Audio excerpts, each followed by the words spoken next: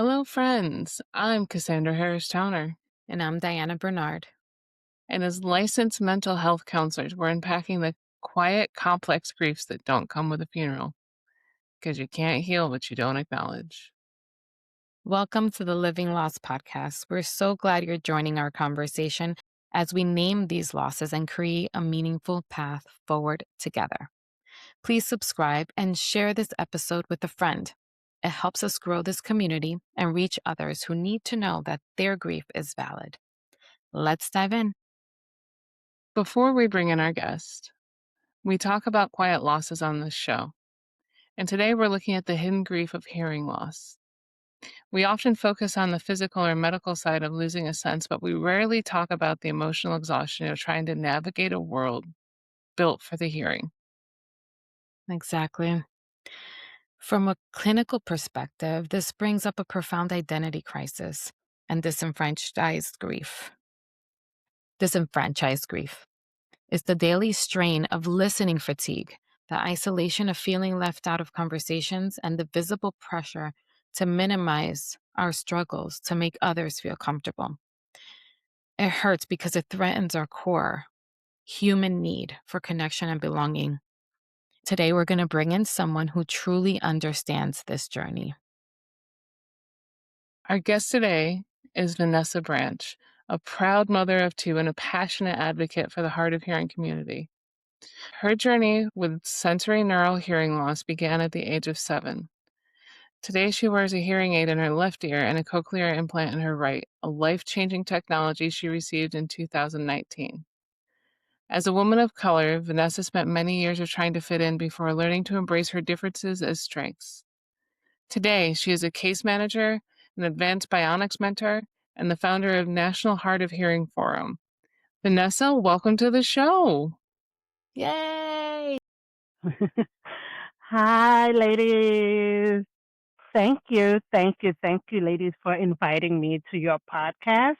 And definitely, this is a topic, not just hearing loss, but losses in general that is so rarely discussed and talked about because people aren't comfortable with it. And if the more we talk about it, the more we can really unpack truly what is within us. Absolutely. And I love that you just said that as well, because when you started your forum that you're going to talk to us about later, I thought about how much information I was learning from you and how we don't talk about it and most of us don't know about it. And that's why today I am really looking forward to hearing your story. And your journey is a journey from wanting to fit in to belonging. And I would love for you to share, where did this all begin for you? That knowing that something was changing in your life? It started very young. Children, sometimes we don't give them enough credit that when things change in their life, it truly changes and reshapes who they are. It started out when I was 7, and my first grade teacher, God, thank you for keeping her alive. She's still alive to this day. Yes. And every time she turned her back to write on the chalkboard, she noticed that I missed completely whatever she was talking about. So she asked my parents to definitely do a hearing test because she sensed something was off. And long and behold, come to find out that I did have severe hearing loss in my left ear and profound hearing loss in my right ear. We'll talk about later spectrum of hearing loss. Hearing loss is on a spectrum. So there's no one size fit all. However, as a young child, I didn't know what that was. So they fitted me with hearing aids back in 1989, 90s. By then, when I researched the hearing aids that I got behind the ear, which is this one that I'm wearing, Mm-hmm. that was revolutionary hearing aid technology. It was only 10 years old, and any child with severe to profound hearing loss, that is what they wore. But I didn't realize my life was going to change dramatically with these devices. And when they realized okay, I also needed more assistance in school. I noticed that I am not like the others. When you're kids, we all want to fit in. That's the key. You want to make friends. You want to play with others. But now here I am responsible for these things are not cheap. Mm, No, no, no. These hearing aids are not cheap. So here I am, a 7-year old responsible for something that's $5,000 each. So it was like my life changed. I had to be responsible for this thing that I had to put in my ears every day. I had a new routine. It was kind of like the person that I hoped to be was slowly fading away as a 7-year old. And then I got real confirmation, unfortunately, when I had twins, bullies, who, for whatever reason, this is unfortunately a core memory. I remember they punched me in the stomach in the hallway, indicating, oh, you're the teacher's pet, and the teacher's always paying attention to you. Because by then I had to provide them with what is called assistant device, listening device. So the teacher would wear the microphone, and I would wear like a little box, like I had to strap to myself. Technology has definitely improved from the 1990s, thank but God. it was yes, but it was kind of like exposing me to like, oh, look at this one, look at this one. So obviously I told the teacher and whatnot, but that moment taught me I'm not like everybody else, and nobody's gonna like me for who I am. So I learned early on to grieve anything that I ever wanted to be. And so now this is where the phrase developed in my head. Fit in as much as possible. And I have carried that phrase well into my adulthood, unconsciously too, until I created the National Hard of Hearing Forum. But I did not realize for years, for a long time, that that's how I operated. And fitting in, definitely as a child, it distorts the reality just because fitting in is not necessarily who you are. Do you feel like that muted a lot of who you are, having the need to fit in and be what all these other people kind of expected you to be? Yes, there was a lot of expectations put on me, and it kind of like, okay, I can't be the person I want to be. So, but in order to make everybody happy, I had to fit into this fitting box that everybody said I could be. I am so grateful that my parents, they were very encouraging. But sometimes I realized I never got a chance to truly sit down and sit with myself to say, okay, what is it? What's happening? I was always on the go, go, go, go, go to make sure that I took care of my hearing aids and that I hear every. That's when I started to realize I was working twice as hard to make sure I heard everybody, that I didn't fall behind, that I was keeping on top of conversations and feeling left out, and be those type of behaviors that we as children trying to adapt, that we learned over time, such as kind of like laughing it off when we think we hear something, but we want to be part of the conversation, nodding when we still don't know what you're saying, but we're like, yeah, okay, cool. Those behaviors, those are long ingrained behaviors just because we all want to fit in. We all want to be part of a conversation, but how do we do that knowing that we're still missing out? And I Hmm. can see how you didn't have an opportunity to get to know yourself because your whole existence was trying to fit in to your with your peers, with the world around you. And in that way you weren't able to look at what does Vanessa like to do? What does Right. Vanessa not like to do? Hmm. Or, what are your preferences? What things do you enjoy? Right. And even though, like I said, I'm grateful my parents as well, this is now a teaching moment to show others that you still can do it, that you still can achieve whatever it is that you want to achieve. But it was like, now I have to prove to the world. It's no longer because I just want to. It's because, well, if they say no, well, I'm going to show them. And that's still a mentality I have, but it's also like, is that for you or is that to show them? And you don't necessarily need to perform for them because at the end of the day, you're gonna be who you are, who you want to be. When did that belief start to shift into questioning? Hey, why am I even doing this? Do I even want to do this? In middle school, after the death of my mom, that took a turning point as to she was my rock. And I was like, everything I did up until she passed away until when I was 11, I would always go to her. She would give me advice. She would do this and that for me. So now that she's no longer there, it was like, so who am I? I leaned on to my mom for a lot of things, but now that's when the question came in. Who am I? Who am I without my hearing aids? Would they still like me without my hearing aids? And why am I performing for them? And they don't even notice all the hard work that I'm putting in just to have a simple conversation. And the question kept going in my life, like, who am I? Who am I? But then also during that time, I became very, what's the word? A very angry and sad and depressed teenager. Mom passed away, and then my dad remarried somebody else that we barely knew. So a lot was happening during my middle school years, middle school, high school years. And in that midst,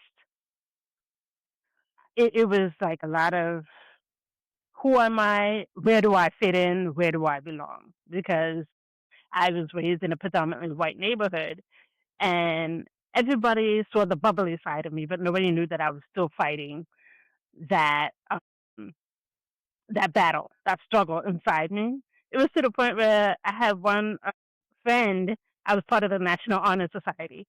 And she was like, oh my God, no, you're one of us. You're not black. You're one of us. I was like, last that I checked. So that was another question. Yeah, the back then there was a lot of things that were just said freely that we wouldn't say nowadays. But that also started another question, like, if okay, do they really see me? And that also compounded on top of do they really see me? Mhm. Wow, Vanessa, there's so much complexity in your story of losses. Mhm. When you're a child, all you want to be is part of a group, and as we grow older as well, it's our human nature to want to be in community, Mhm. to have a community, to belong. Mhm. And then you have this life-changing event where you notice that now you need assistance in hearing, and it's visible and everyone sees it. And kids think that you have preferential treatment and that you're the teacher's pet. So now they're looking at you as that, like that's your identity and that's how they treat you, like you're taking something away from them. And middle school and high school are hard, period. Yes, nobody ever talks about that. Yes, Like, your on top of just developmental trying stages. to go Mhm. into puberty. Yes. Terrible. Yeah. Yeah. Yeah. And to lose your mom at such a young age and that pivotal time of your body changing as well. And of course you depended on your mom. You were a kid and she was everything and she was your anchor. And for that to be gone, it's the pain of grief, which a child experiences differently. It's so much confusion and you can only experience grief at that time to your capacity and Right. what you believe it is and what you're thinking of it. And at times it was able to quiet down the fitting in part, but then there were times that it made it even louder because now who am I in this world? Mhm. Just continue to resurface and resurface. I can see how sorting all of this out, it makes sense why this is a journey, a lifelong journey. And then there's a big life changing event when you become a mom. It changes everything. So tell us Yeah. about that season. That season I was terrified because My first pregnancy was not planned. So I was in college. I think you guys knew. And it was just like, okay, what? I'm not ready for this. And I'm still trying to sort myself out. I'm in college. I'm trying to figure out what do I even want to do in college. And I thought about the different options that were available, but it was a no-brainer for me. I was like, you know what? God blessed me with this pregnancy, and I'm gonna stick through it. And so I'm so glad. Becoming a new mom really transformed my mindset because now I'm going from all about me to now I'm bringing a human being into this world, and I don't have the time. I don't want to say I don't have the time. My focus, my priority changed. And while I was still in school, I was like, you know what? I'm going to do this. I'm going to walk across that stage. I'm going to graduate college because I know in order to provide for my child, I'm going to need a degree. And girl, I had everybody against me who was saying, you know what? Even my father was like, my father's a pastor. So you can pretty much tell how that went down, Yeah. telling him. And he at one point almost stepped down from being a pastor because he thought I ruined his life. That's a whole nother story for a whole nother year, for a whole nother time. We will have you back for that. And side Yeah, note, when you said like we already knew, it's because Vanessa and I went to undergrad together. yes. So it was kind of like, okay, I had to figure this out. Like now becoming a new mom, it wasn't about me anymore. And then it was to the point where everybody thought they knew best for me. And now this is where I'm taking a step back and I said, I have to take charge. These people are no longer invited into deciding who I am. Because, you know, when you by yourself, you take little opinions from everybody, you take everybody's experiences and you try to reshape yourself. But now when you realize you're growing a human being, there is no room for error. In my mind, I was like, I need to figure out how this is going to get done. My father wanted best for me. He told me to quit college and then that he was going to marry, you know, my child's father. And I looked at him like, no, that's not happening. Because I said, schooling, I need to finish that schooling. And sure enough, I was able to graduate a year later, but I almost to the point where I almost didn't graduate because poor baby, I caught meningitis after I gave birth. So I was pretty much on part-time schooling. And then during that time, I looked at this little baby that I gave birth to, and I was like, I'm going to have to show everybody that I can do this. But now this is not performance. Now this is a whole nother level. This is like, I need to do this for me to show myself. Yeah, you're hard of hearing. So what? Now you're a mom and show them what it's like. And that definitely changed my whole perspective and my mindset on who I am. Hmm. Do you feel like there was a lot of underestimation of your abilities as you were growing up and through your early adulthood? My God, yes, Cassandra. It was like every stigma in the book was thrown at me. It was like, are you sure you can do this? I was in pretty much almost every after school club that there was. I was in gymnastics. And yeah, and people were like, I could see them in the corner of my eye when I was on the beam. And people were like, oh my God, she's wearing hearing aids. Like, how does she hear the music? Like, I did gymnastics. I was in the color guard, like the girls with the big flags in the football field with the band. I was one of them. That didn't last too long because it was just that wasn't for me. But at least I can say I tried it and I loved it, but it wasn't my thing. So it was like out there, definitely. People looked at me kind of surprised. I'm always getting that look like, okay, yes. So what's the problem? Hmm. And then I get this a lot just because the way I talk very professional, very proper, they're like, "Oh my God, you speak so well for a deaf person." Oof. What does that mean? And I get that's where the stigma comes in, right? That's where they have a picture of somebody who's deaf.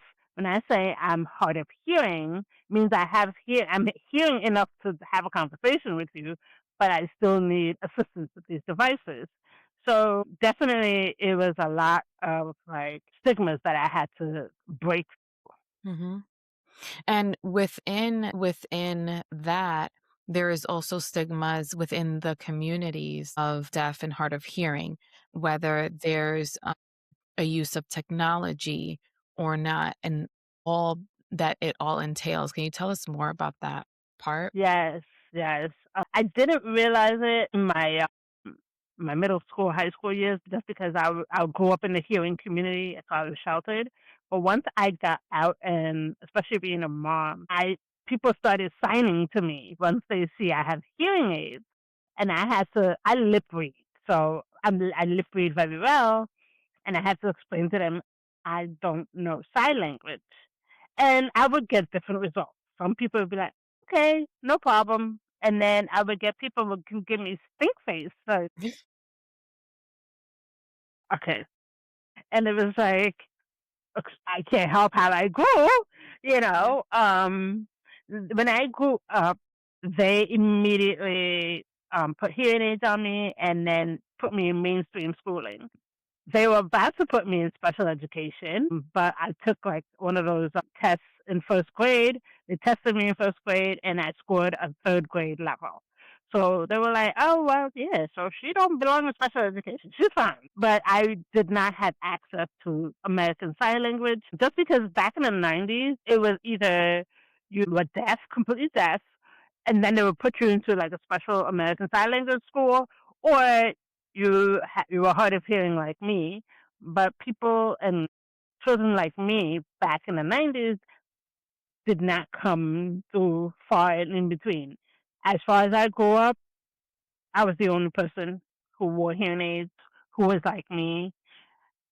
I want to say there was one other person in high school, but that was it. So yeah, the deaf community definitely I found out like during my adulthood, like there is this animosity some between within each other just because if you wear a hearing device, it's kind of looked down upon. So in the deaf community, you have the capital D, deaf, which is like their identity. So I do not identify as a capital D. I identify as a lowercase d, which means I am deaf in my right ear, but medically.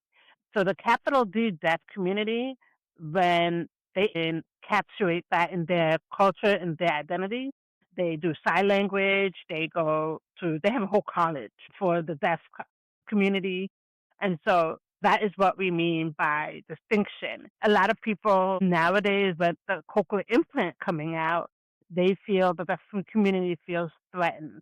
And we, like us, people with cochlear implants and who are hard of hearing, we definitely want to send that message that that is not the case. It is just another option for those who are deaf, who are born deaf, whether they want to choose to have a device for the rest of their life to hear sound, or parents can choose not to take the cochlear implant route and grow up with sign language. And that is perfectly okay. It gives us who are born deaf, who gives us with hearing loss more options. The more options, the better. Who wouldn't want that, right? Hmm. Mhm. It's interesting. I'm hearing a lot of isolation throughout your story. I'm hearing a lot of like I stood out, so I felt almost alone and I was underestimated and all these different things, which adds to the grief of having to live this life that you didn't ask for, having to have these experiences that you didn't know were there. Like you said, at 7 years old, everything changed drastically for you. Mhm. So as you've moved through your life and as you've met people and gained people and lost people and had different experiences, how have you found a safe community for yourself? How have you built this community for yourself? What are steps that you've taken to lead you to where you're at today? You're so right, Cassandra. It is a very lonely journey because, especially as a woman of color, I don't see anybody like myself, and I had nobody to relate to. Mm. But I remember asking that question, why I don't see anybody like me? And that question of grief, that's where I had to be like, well, I'm just going to have to fit in. I'm going to have to just fit in with the community that I'm surrounded by. And it's very isolating. It's very lonely because even though I put a smile on my face, like they always say, you never know what a person is dealing with on the inside. You don't know the challenges that they have to go through behind closed doors. And as a young Black girl, I was just taught to assimilate.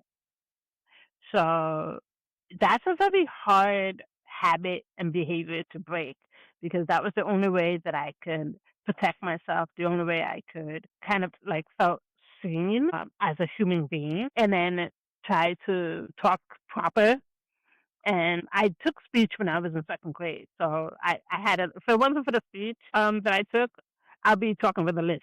So I've learned to adapt and adjust as I go along. But it is without challenges and being lonely and yes, grief and losing parts of myself that I didn't know that I needed.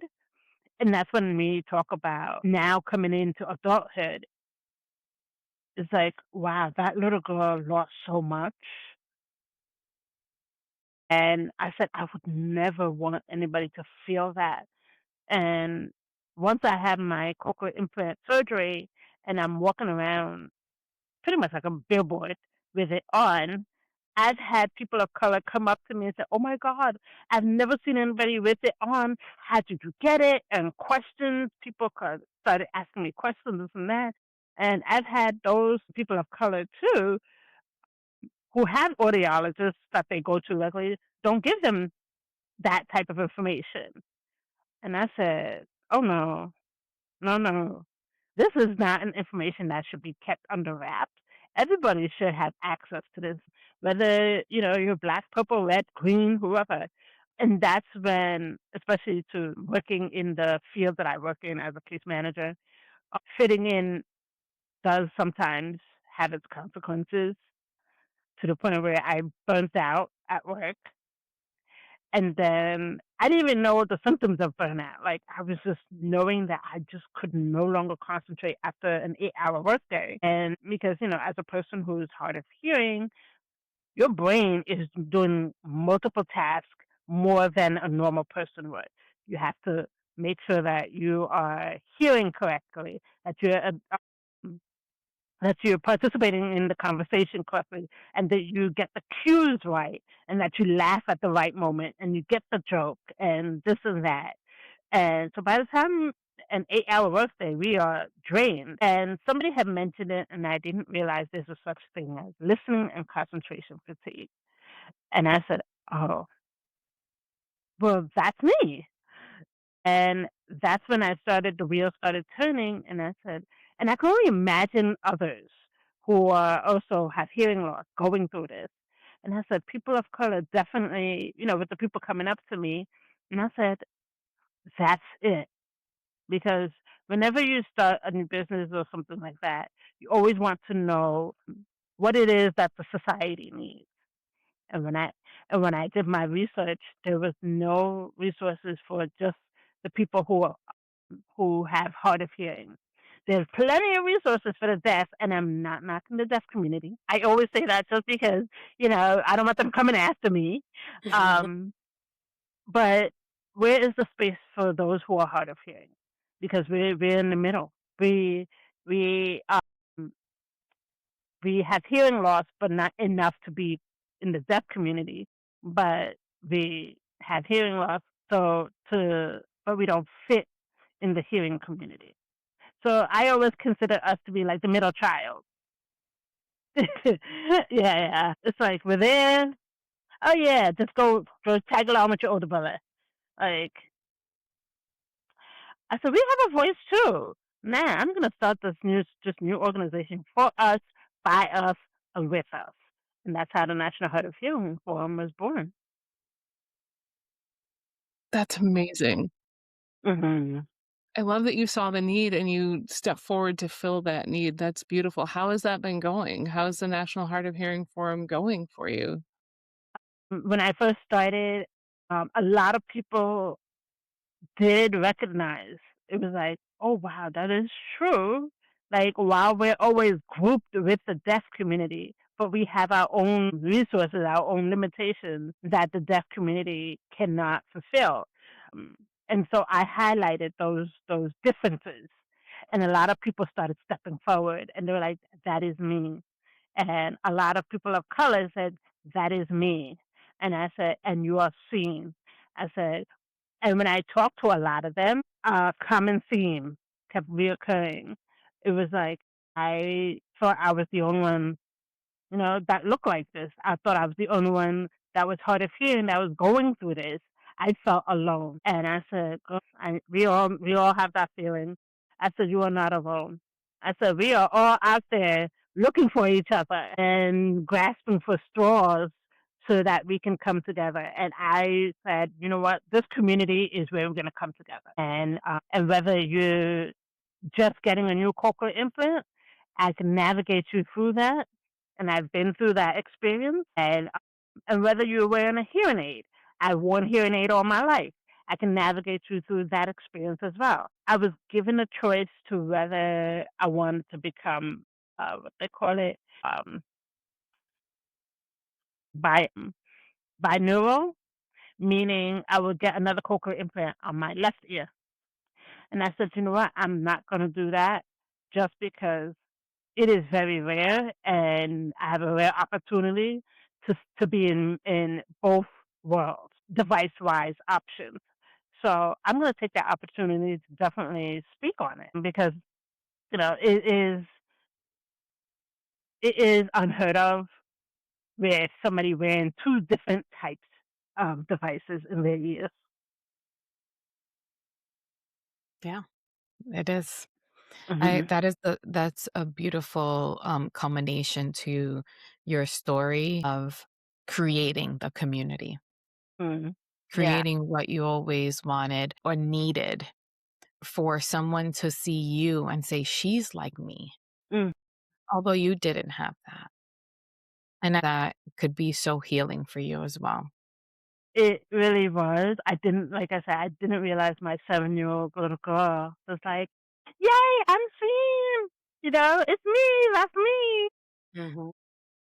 And I tell people that. I said, "That's okay to say, oh, wow, the little girl in me, that little kid in me is feels seen, feels relieved, feels like she gets me because you're not alone." And that this is what this journey, this community, this hard of hearing community is about. I accommodate all those from mild hearing loss to profound hearing loss, and we help them identify what you identify as. So if you identify as a capital D deaf culture, great. I'm going to find resources where that you can find that community. If you identify as lowercase d medically, come on in, and talk about your experiences. What is that like for you? And how do you want to reshape and re-see yourself? And I think that's another thing that we forget, that at any point in time in your life, you can reinvent yourself. You can you can you can reinvent yourself. You can step out of that role that you've been stuck in for so long and say, you know what, I'm not doing it anymore. Become this new person that you've always wanted to be and be happy. That I love that. And that's a great segue to our favorite part of the show. And as we wrap up this conversation, we're going to move on to the living loss lessons. This is where we bridge everything we've talked about today with tangible takeaways that you can use right now. So these lessons aren't about fixing the pain, but about finding a way to carry with it. Sometimes it's a tool to practice, and other times it's reflecting on the meaning you've built from a loss you never asked for. It's the strength you've gained, even in the midst of the hard stuff. Vanessa, is there one or two living loss lessons that you've learned through your journey that our listeners could hold on to this week? What would that be? Definitely acceptance, because your hearing loss is definitely not the end of who you are. It is not the be all end all. It is just another part of your life. And when you get to a point where you're able to say, you know what, this is me and I'm proud of me, life becomes so much easier. And I remember the pivotal moment where I said, oh my God, I accept me for my limitations. I've worn hearing aids, and then by the time I had my surgery for my cochlear implant. But it took until I was burnt out at work. And then I was unemployed for about a year. And I was like, you know what? This is it. I was like, if nobody advocates for me, I got to advocate for me. And that's where the acceptance came in. And then I started going around and telling people, look, I'm hard of hearing. I need accommodation. And people were like, okay, no problem. It was that fear that was holding me back. And once I tackle that fear, acceptance comes, and then life goes on. So another life lesson definitely that I would definitely recommend is that hearing loss comes with pain. There's no doubt about it, especially those who are late in death in their adulthood. You've been hearing all your life, and next thing you know, whether it is through traumatic accident injury or through age, like my elderly father, he has some hearing loss. He's still in that denial phase. I've learned, especially with so many things in my life that I've learned since I was young, to turn that into a gift, to turn that into a strength, to turn that into service for others, because when others see that it's not just them, we are able to come together more as a community. Thank you. Thank you for that. That was beautiful and honestly something that we needed to hear. Thank you so much, Vanessa. Thank you for sharing your story and giving us so much strength and hope and acknowledgement of all the pain and all of the challenges that come in between and creating what's missing out there. Yeah.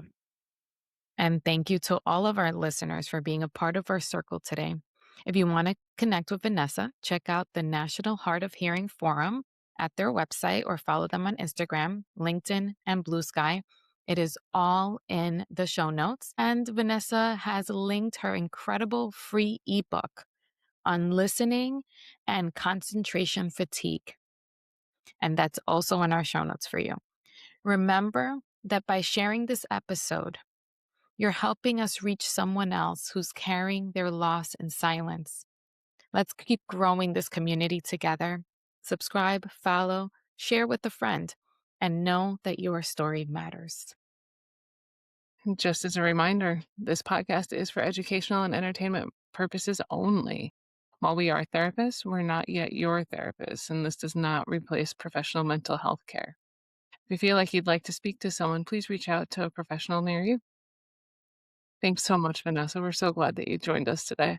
Yes, thank you so much. Thank you, ladies.